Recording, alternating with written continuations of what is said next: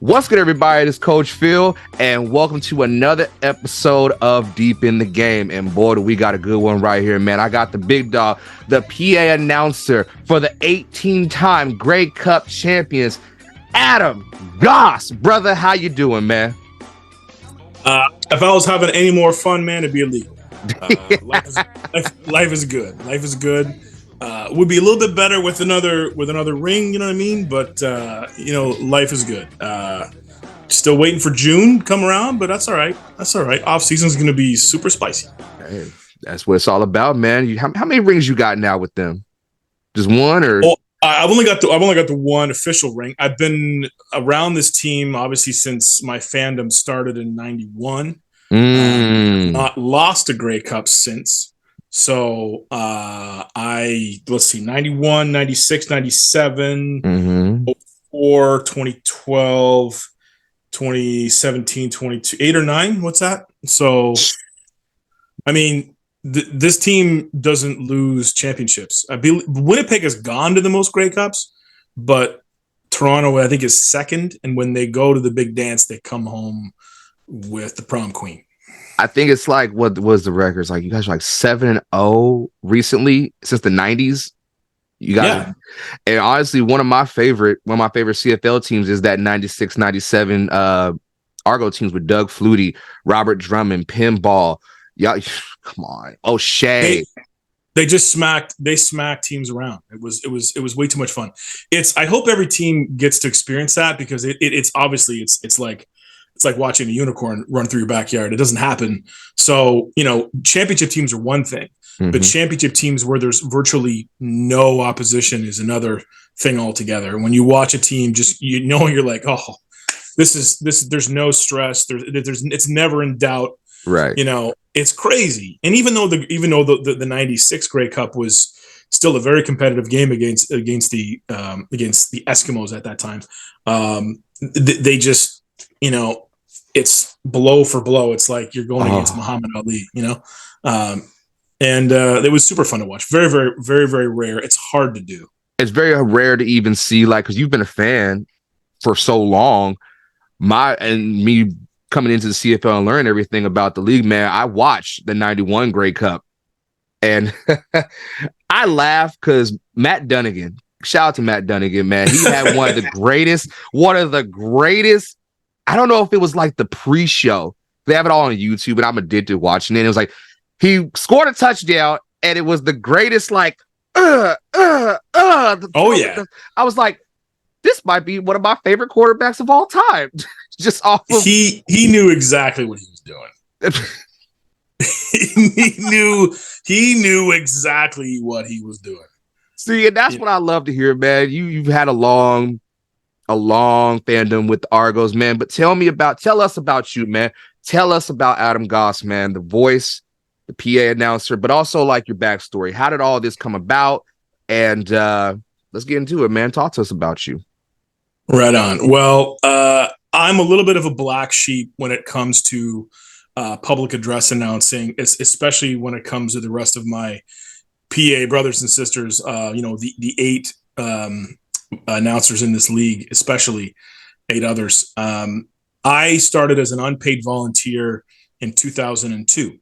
There was an ad put out for game day volunteers. I was a fan of this team. I said, yeah, that's me. That's got me written all over it. And when they took a look at my resume, they thought, oh, okay, well, this guy's got a football pedigree. And so I grew up playing competitive football, tackle football, and they were looking for a spotter at the time to work with the public address announcer at that time. They said, okay, well, you actually know the sport of football. You're not just an armchair quarterback. We want you in the press box to be the spotter for the announcer. So I kind of hit the jackpot. I was like, oh, absolutely. And the voice at the time, his name was John Gonzo Mark, a longtime radio voice on Q107 here in Toronto. He was the PA guy for a couple of years. He moved on. And then a very familiar voice in Argo fandom returned. His name is Mark Chambers. He was the longtime announcer for the Argonauts in the 90s, including that famed 91 season, the Rocket, done again. The rest is history. And Mark Chambers was not just the announcer in Toronto, but he was one of the most popular voices in the city. He was a broadcasting teacher at Humber College. He was a voiceover specialist. You would hear his voice on commercials and tutorials and all sorts of fun stuff. The guy had an unmistakable voice. So I got to learn from one of the best to ever do it. I'll die on that hill. Tragically, he fell ill and ultimately succumbed to cancer. His last game as a professional was the 2007 Grey Cup in Toronto. And I'll tell you one quick story that kind of speaks to the character of Mark Chambers. The Argonauts were a pretty good team that year. They won 11 games, and they once again held the Eastern Final against the Blue Bombers. The Bombers upset the Argos and moved on to play in the Grey Cup in Toronto, and the Argonauts packed up and went home. We were in the press box. We were in the announcer's booth, and my friend and I, who was actually one of the interns at Humber College, were despondent. We were heartbroken. It was supposed to be our year. We were supposed to host the Grey Cup. We were supposed to win the Grey Cup. And here we are going home one game early.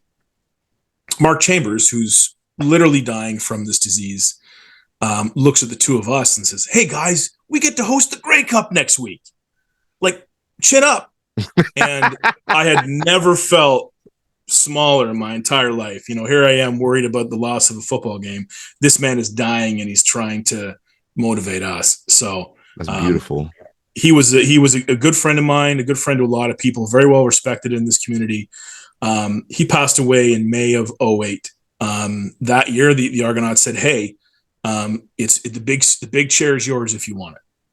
And it wasn't a coincidence. Mark was very unselfish. He would share the microphone regularly. He would say, "Come on, Adam, you have a read. Take a shot at this." And it was like riding a bike. They tell you to get on the bike and ride, and I could ride. So when they heard my voice a few times over the past few years while he was battling his disease, they said, "Well, this guy is actually someone who could do it." So they gave me the microphone to start the 2008 season. So that was my first full-time season.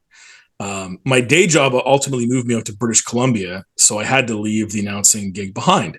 So fast forward to 2014, I moved back to Ontario. I just become a season ticket holder like everyone else, put my pom-poms on and went at it. Had a great time in the stands. With the long socks. With the long socks, that's it. Pumping the chest, you know how it is, man. Blood pumping. It was great. It was great. I had no idea I'd be back doing this again, but Don Landry, who was another fantastic voice, one of the best to do it, he stepped aside after the 2018 season. And, the call came again. "Hey, there's an opportunity for you to come back in the big chair." And I took it, and away we went. So 2019 was my first year back the second time. And here we are.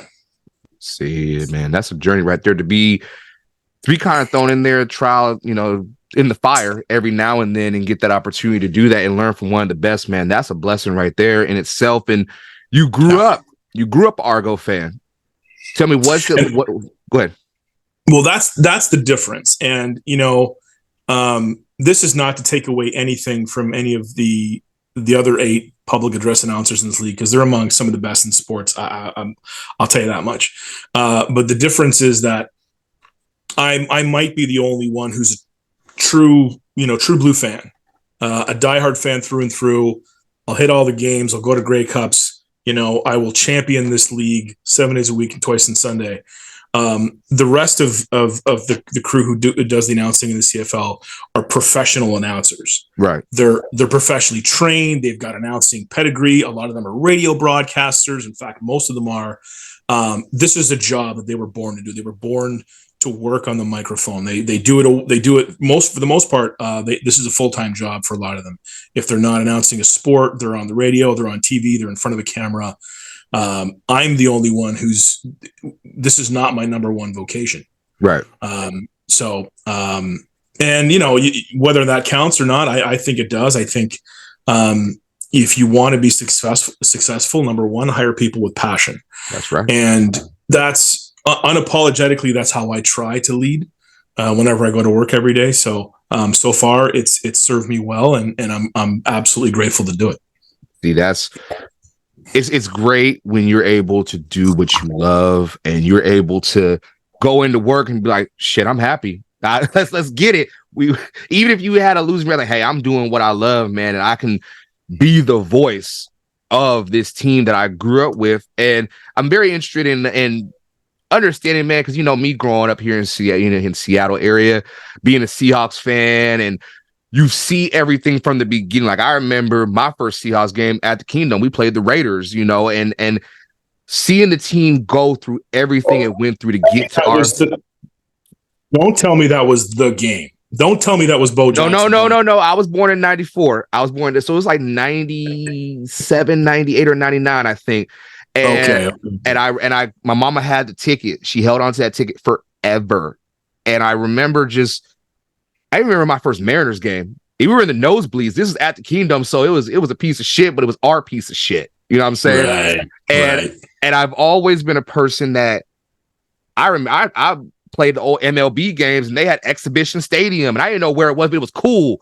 Or like Olympic Stadium with the Expos, and you've seen it from Exhibition to Sky Dome to, which I think they need to go back and play one more game there, but that's just me.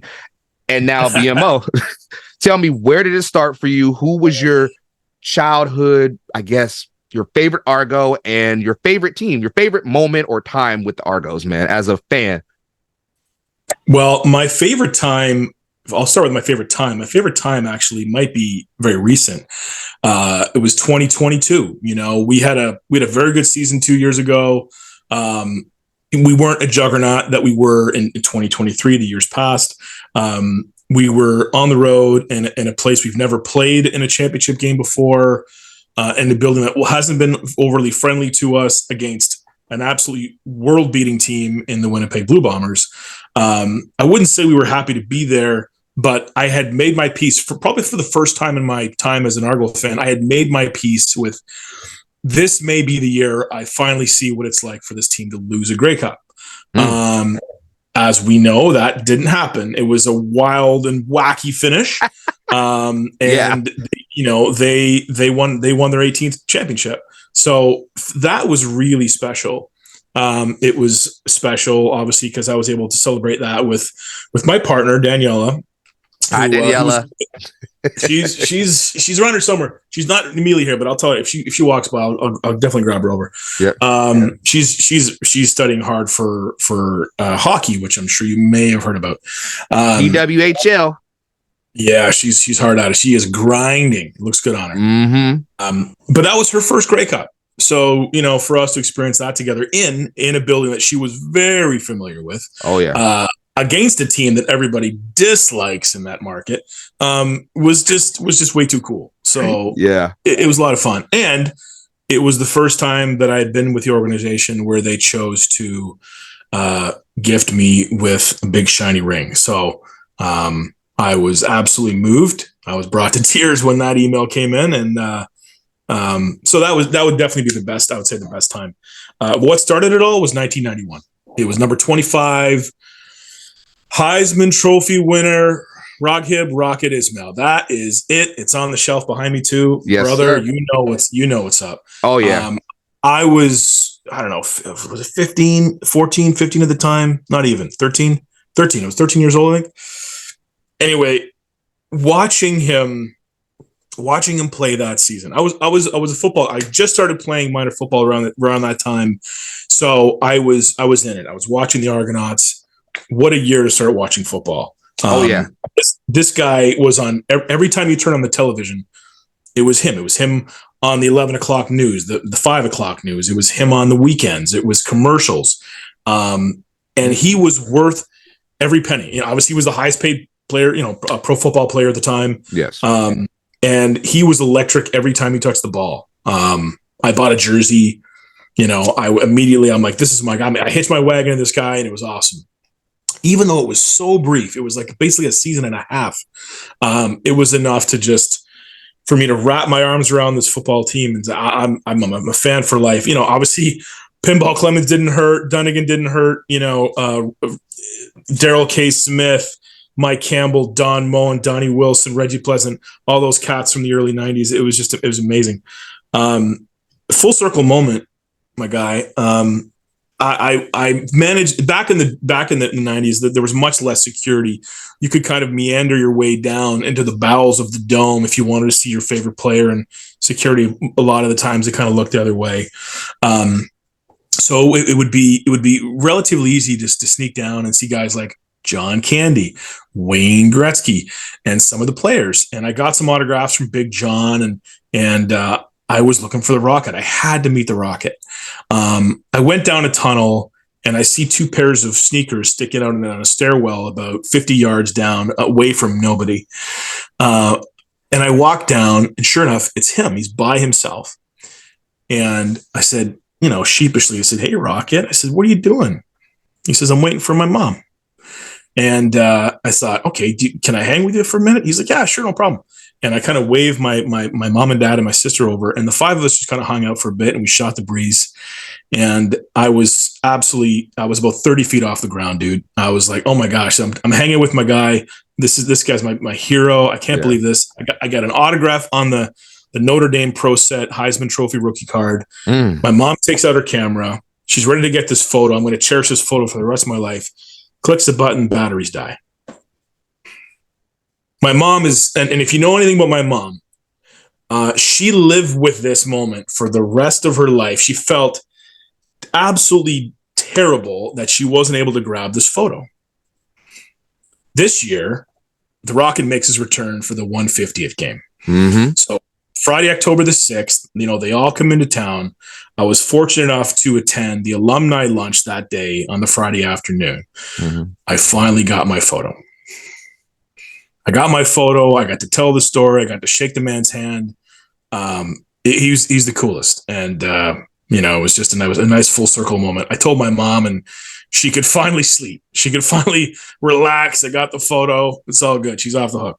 See, you about to make me tear up here, brother, because when you grow up with that moment, you cherish that forever. And even if you didn't get the picture, even though you didn't get the picture in the moment, you cherish, that's a photographic memory that you have of just sitting there with your hero. And even then, to be honest with you, we talk about it, man. Like, I watch a lot of the old games, man. The commercial I always see, I think it was a Pepsi commercial of Rocket. And I always love seeing it whenever it comes on the commercial, watching the old games back, because he was so big at that time, passing up the NFL, going to the CFL 3 years, $21.5 million. Dude was getting paper. Now, even though it was a year and a quarter, dude still, and when you talk about Rocket, man, I did a video, I think it was a few months ago, like the greatest fights in CFL history, and it was Argos. You think you saw? I think you saw it was I clipped it. It was Argos and Calgary, and Rocket popped in and he did the greatest 2-foot stomp, and I fell. Oh my gosh! I was like, they used to get down. Yeah, well, that 92 season was a little different from the 91 season. Tempers were flaring, and he was, not one of his shinier moments, but no, you know what? It happens. He was also super, super young. He'd be the first one to tell you right now that he was immature and he was not ready for the spotlight. And you read the book. You get it. Yeah, I mean, and the crazy thing about it is, like, when I watch back, I think it was Argos did a quick little documentary. You told me about the documentary, the 91, that I think the Argos did, and it was talking about how, for that time, they were super flashy. Done again, and Rocky, and just that swagger. Swagger. They even used swagger back then, but they had swagger. They were Adam Rita, who was a rookie head coach, and maybe it was his Hawaiian roots. He was so relaxed, so chill, and his team kind of adopted that. The practices were uber loose. They had all kinds of fun. They had dance offs. Those things were unusual at the time. Yeah. And I don't know if it helped to galvanize the team. I mean, the proof's in the pudding. They obviously won that year. They won a lot. Oh yeah. But it was so refreshing to see, as opposed to a coach just browbeating on a regular basis. It's nice to see the football players having fun. Imagine that. And look at today, all the fun they get to have. And I love to be able to hear from you, from your fandom perspective, because me coming into this and really picking up on this later on in life, my first understanding of the Argos was obviously Doug Flutie. I have a Flutie jersey in my closet from the Argos. I still want the throwback one, but it ain't gonna be a Kerwin Bell one. Anyway. You couldn't help yourself. No. You couldn't help yourself. Okay, so hold on. I gotta tell the story. I gotta do my little Tyson. No. This is for everybody that don't understand the joke. So I can tell it because I don't give a damn. All right. First time I met this big guy right here, I got invited to the party, a little after party after the game. We lose to y'all fair and square. Go to the party, we kicking it, having a good old time. What was that drink? I don't know what type of whiskey. It was a butterscotch something. What was it? Burt Reynolds. Huh? Burt Reynolds. The late, great Burt Reynolds. Half spiced rum, half butterscotch Ripple schnapps. You got to send that to me because I need to remember that was so... Oh, I had a couple of it. I was like, oh, I'm feeling good. And then all of a sudden I hear somebody say, you don't know about the Kerwin Bell play? And I was like, no. So he's like, no. So Adam brings his phone over. And if you ever get a chance to meet Adam, he got some big ass hands. And he's holding the phone and he turns it and watch it. And my boy showed it, and his wife, Tammy, shout out to them. Tammy recorded it. And I'm watching the play. And if anybody knows the play, Kerwin scores a touchdown, spikes it, the ball hits him square in the nuts, and I'm just like, I walked away. I never. He had enough. I was done. I was finished. But it wasn't that it wasn't just, and that would have been enough. The guy spikes himself in the twig and the berries, and then half a second later, he gets decleated by one of his own team. I was like, wow. I'm thinking to myself, why would you show me this?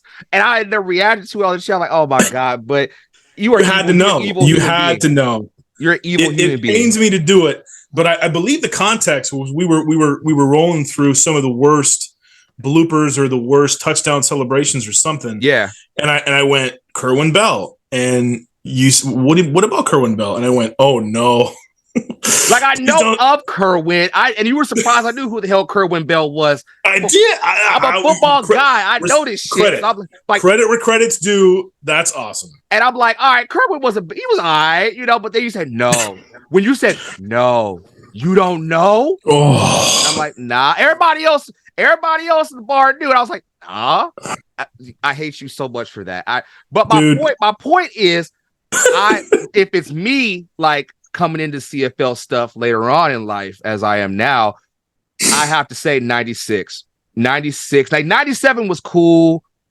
They went back to back, but something about that 96 Argos team will forever to me kind of top 91, just because you got Doug, you had way more weapons, and it's in that Grey Cup in the snow, Eddie Brown's catch. You can't beat that. And even though Matt Dunnigan played, you told me Matt Dunnigan played, his shoulder was shot. Well, that's 91. That's what I'm saying. 91. His shoulder was the performance he put on. Yeah. But to see that game, to me, 96 will kind of, just for me, slightly do it because of the atmosphere, the snow, everything. That will top it a little bit. Well, that's one of the greatest Grey Cups of all time. I mean, you want to talk about theater. Mm-hmm. It was like 2017. You had huge plays. You had record-setting plays. In 1996, you had a pick six. You had a kickoff or a punt return touchdown. You had the Eddie Brown catch. I mean, you had lead changes. What else do you want? The snow was falling. It was just bedlam. You had the controversial not fumble late in the game that went in the Argos' favor. It was just, there was so much theater and drama in that game. And for a while you're thinking like, maybe they can lose this game. No. Because them the 90s, and we say it was Eskimos back then, but them teams were nice. And then when I came on the scene and I started reacting to everything, that 2022 Grey Cup, everybody thought Winnipeg had it in the bag. And watching it, I watched the reaction to the highlights. It was my first Grey Cup of this generation. I was like, how the fuck they pull this off? They had nobody gave them a chance. And you look at the situation with MBT, and then Chad came in. I love me some Sean Oakman. It was like redemption for him. There were so many pieces. So I can feel where you got your ring, man. I'm just trying to get you position. You've watched sports long enough. Mm-hmm. When you're so good, when you're too good, more often than not, it's too good to be true. Mm-hmm. So last year when we won, the Blue Bombers had just set a franchise record for regular season wins. Mm-hmm. This year we did the same. The results are what they are. The President's Trophy winner in the National Hockey League has a losing record. Yeah. The Patriots went undefeated and lost in the Super Bowl. We see it in every sport and time again. When a team is so good, it gets that much harder to sustain that level of success when it matters most. And the 96 team was they've kind of flew in the face of all that. They were so good and just rolled right through to the championship. That's the exception, in my opinion, and not the rule. When we were racking up dubs this year, we were all excited, but in the very back of my mind, I'm thinking, that just makes the pressure. It's like the deeper you go, the heavier it is. You know what I mean? You get the heavier. Pucker up a little more. And I was at the West Final, and I remember we were just watching it on the big screen out there, and we talked about it earlier, but just that first drive, you guys set the tone early, and then all of a sudden you get to the red zone and Duquois' play broke. It just, something about that play made a statement, as well as, like you mentioned, 96.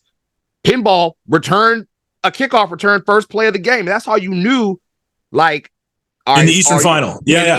East Final. Yeah. And you done your homework, man. You done your homework. I'm a student of the game, brother. I got you. But like, and even the crazy part about that, though, we can go on the list. But I'm gonna say this last thing, and then we'll move on. I've always been fascinated by like when they expanded to America, and I did not realize till I think it was last year, there was no Alouettes until Baltimore moved to Montreal. They brought the team back, and it was pretty much the same team, except 100%. Except y'all had the one missing piece that they didn't have, the late great Don Matthews. Yes. That y'all won that just by having him. That's just me. I think because it was the same team that had Alfred Payton, they had Tracy Ham, they had all Mike Pringle. Oh, come on. Like, he had the brain. He's like, I know what can stop y'all. Y'all don't have that. They had Armstrong. I think it was Chris Armstrong. He stretched the receiver. Huh? Yeah, the receiver. Yeah. Yeah. He was going to stretch the field, but he's like, I know how to stop them, and he did it. And it tailors to 2022, where that last drive, when I think it was a. I'm trying to remember correctly because it was last year, but even though this year's was amazing, it was a flag. There was a flag. It pushed them back. Then they moved downfield. Oh, y'all had the game locked up, and there was a face mask on one of the teams.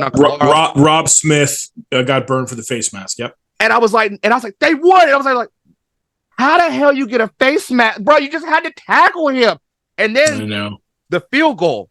I was like, oh shit. Okay. Well, it was a good run, and how they got a fingertip on it, we'll never know. We will never know. Yeah. I bet you if you ask Robbie Smith, he would tell you. Who got the tip? That's what I want to know. I couldn't tell. It was Robbie Smith. So he gets the face mask, and then he gets the. man, you better y'all. Anyway, talk about redemption. I mean, the next one was I think was a player two after. Player two after he got like how the fuck. Mm-hmm. But yeah, so moving right along, brother. We got a few minutes left, man. I want to ask you if for people that want to get into PA announcing or get into just the announcing game, what would you say would be it worked for you, but what would you recommend for people that want to get into it? Well, I would start by saying education is obviously a great start. I mean, I'm a little bit the exception. So while I'm very proud of my journey, it's a little bit unusual. So I would definitely stress education. You know, if it's something you want to do, stick to it. But also self advocacy. I can't stress this enough. You have to advocate for yourself. If you want a job, a specific job, especially, you contact that team, that person, that organization, that the company, that radio station, whatever it is, and say, hey, I may not be ready today, but in 2 years, 2 months, 6 months, this is the job I want, and this is what I'm doing to get it, and I hope that you'll give me an opportunity. And you know what? You might not get that opportunity right out of the gates, but you might get something else that would eventually lead to that. It's cliche, but Wayne Gretzky said it best. You know, you'll miss 100% of the shots you never take. So advocate for yourself, lead with passion, believe in yourself, and you know, a dream ceases to be a goal when it's written down. So write down your goals, own them, and stick to them, because you're gonna get some bumps along the way. You're gonna get some no's, but stick to it. You know, if you believe in yourself and you put in the work, good things will happen. Lead with passion. Find something that you love to do and do it. I think that's why me and you, we kind of linked up the way we did, because my way of like coaching football, I didn't go to college till now later on in my life, but I just kind of bobbed and weaved through everything. So to hear a guy who grew up in an era where you kind of had to know somebody to kind of get put on, education was cool, but you didn't really need the degree to get put on. Man, I always will respect that, man. I always will love and respect that about what you've had to do, man. And what can we expect from you down the road, man? What is the ultimate goal for you? Have you ever thought about wanting to do radio or be the play-by-play guy or color guy, you know, color commentator, because you ain't a color guy, but you my color guy. What you want to do in the future, man? You're young. I got it. I appreciate that. I got to be honest. I love what I'm doing now. I guess the only pinnacle for me would be able to call a Grey Cup in Toronto in a game that we win. You know, that I can't see the mountain being any taller than that. You know, whether it's the PA announcer or the radio or TV play-by-play voice, that would be absolutely dope. You know, shout out Mike Hogan, by the way, because Hoagie, we're not letting you go anywhere anytime soon, so don't even think about it. But you know, Hoagie's the GOAT. But together we all have fun, and I'm just grateful. I'm blessed to be doing what I'm doing. I appreciate the opportunity that MLSE gives me, and I will add one little nugget about MLSE to my role. And there are a small handful of us in this league that are given a little bit of rope to drive energy in that building. You know, a lot of announcers, it's really just literally reading a script and following the cues and whatnot. Yeah. But when it comes to the football stuff, some of us are allowed to ad lib, and more so, we're encouraged to drive energy, especially when the defense is on the field and the opposing offense is going to work. Mm-hmm. I think of Mike Neighbors in Hamilton. You know, I think of my man Eric in Montreal. We're allowed to kind of go off. In fact, MLSE loves it. They gave me all the autonomy in the world to go, hey, have at it. We want home field advantage. We want that place lit. We want our fans driving energy. We want to make that uncomfortable for the opposition's offense. Oh yeah. And that is absolutely where I eat. Oh yeah. So, you know, I'm so grateful that we see eye to eye on that. And the home record shows it. We were undefeated this year. You know, I believe we were undefeated last year, close to it. but you've got to make your home uncomfortable. It should be a house of horrors for the opposition. And I know I know what Mosaic is capable of. I've seen that place at full throat. I'm confident that you'll have some fun experiences in that building this season. Oh, I'm looking forward to it. Man. And when I come to Toronto, man, on tour, I want to see that shit rocking. I want to feel that place, man. That's what it's all about. Tell me when you got your flight booked. Oh, I got something in mind. But I'm gonna leave you with these 3 questions, man. We're gonna get up out of here. All right. Ready? Yep. All right. If the NFL came calling, would you go? Would that be the right situation? Where would your dream spot be? So actually, I'm a born and raised Dolphins fan, a big Miami Dolphins guy. And I come by a little bit, honestly, long story for another call, but I grew up partially in South Florida. My family had a house in South Florida for 12 years. So I come by it honestly. So I'm a Dolphins fan. So if the Dolphins called, I would consider it. There would have to be the travel clause in there somewhere. If you can fly me down to Miami once every 2 weeks, maybe I would consider that. I would take a long look at that. Okay. All right. I'd be selfish. I'd have to do both. If it meant I sacrificed the Argos, I don't think I could do it. Loyal to the soil. I like that. Yeah. I couldn't do it, man. I couldn't do it. All right. In full lobster or lobster tail? Ooh, absolutely full. Claws, knuckle, like the knuckle meat. Yeah. The knuckle meat is on par. The claw meat is on par with the tail. It's just, and even if you get even if you get a fat guy, those like the long. Yeah. I think I had the best claw when I was in Edmonton. It was like this restaurant. I think it's called Black Pearl. Edmonton is known for lobster, of course. Black Pearl. It was a macaroni cheese with lobster. Bro, when they pulled that, I saw that claw. I was like, there ain't no way this claw gonna be good. And sure enough, the most juiciest claw I've ever had in my life.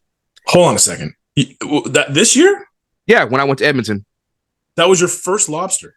No, not my first lobster. Like my first, really having the claw. I didn't really ever care about the claw. I was okay. I'm more of a lobster tail guy. I love lobster. Right. I gotta. And lastly, beer. What's your go-to? Well, I am a fiend for German beer. I'm a German background, so I can tell. Okay. I'm gonna leave that one alone. No, it's the hair and the head. It's the hair and the forehead. That's how I can tell. Oh no, my mother's born and raised in Germany, so I'm second generation German, but mad love to her. Yeah. Shut up, mom. So I prefer malty beers versus North American hoppy beers. So I'm more of a malt guy, and malt usually means sweeter. Mm-hmm. So I tend to gravitate towards Dunkels or Belgian Doubles, sweeter beers like that. Granville Island in Vancouver makes this amazing winter ale that's got like cocoa and vanilla in it. Oh, I tell you what, it's so good. That's her. I mean, I'm down with a Pilsner, a lager. I won't turn anything down, but I lean towards malty beers, German malty beers. You know what's the terrible part is? I've been to Regina so many times. I have yet to have Pilsner. You're recording this? Yeah. You might want to edit that last. No. That I'll look in the camera and say I have yet to have a Pilsner. I'm more of a Steve Weiser guy. I'm a Budweiser guy. Here's the thing. You give me a Jack, Hennessy, what we had at Victoria's Tavern, I will drink that all day, every day. So my liver give out. Okay, so you're spirit forward. Yeah, I'm more of that, but I just never really gone and like give me a Pilsner. I had somebody actually, it was like 4 rows up from me, buy me a drink, and people were just passing it down to me. It was just a rum and coke. And I was like, all right, cool. But I never just really gone and got a Pilsner yet. I'll probably do it this season. All right. So the gauntlet has been laid down. Who's going to be the first in Rider Nation to offer this man a pill? If anybody offer it to me. Come on, you melon heads. Get on it. Dude needs a Pilsner. Make it happen. All right. You can give me a damn taste. I'm not sure you're allowed back in like Saskatchewan soil without that. I thought that, like, don't they check you with like the provincial border when you know? Oh man, I don't care. I'll admit it. That's never like saying you've never worn a bunny hug. Oh no. I'll talk to you about it later after we get off of here. But anyway, Adam, they got my money for the season tickets. It don't matter. Anyway, the devil is a lie. Hey, make sure you stick around for scenes from our next episode. Yes, we're doing it just like they do on TV. So that's going to be it, y'all. It's another episode of Deep in the Game. We might be deep in this game, but you got the rules missing. Go follow Adam on Twitter at Adam Gosse X, whatever the hell you want to call it. Go follow him on Instagram at AF Gosse. Adam, brother, I love you. Thank you so much, man, for coming on, man. You my people, and we're going to see each other real soon and have that Burt Reynolds. I'm counting the days, brother. That was way too much fun. Thank you so much for having me. We'll chat soon. Yes, sir. Y'all take it easy, y'all. Here's a sneak peek of next week's episode. Popeyes or KFC? Popeye. Say it one more time. I gotta see the little list. I got it.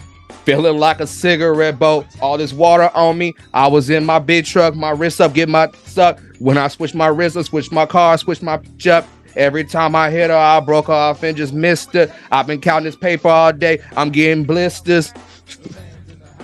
Bro, he has one of the greatest songs of all time on that album, bro. What are you talking about? Which one? I will wait for you. Like, what we talking about?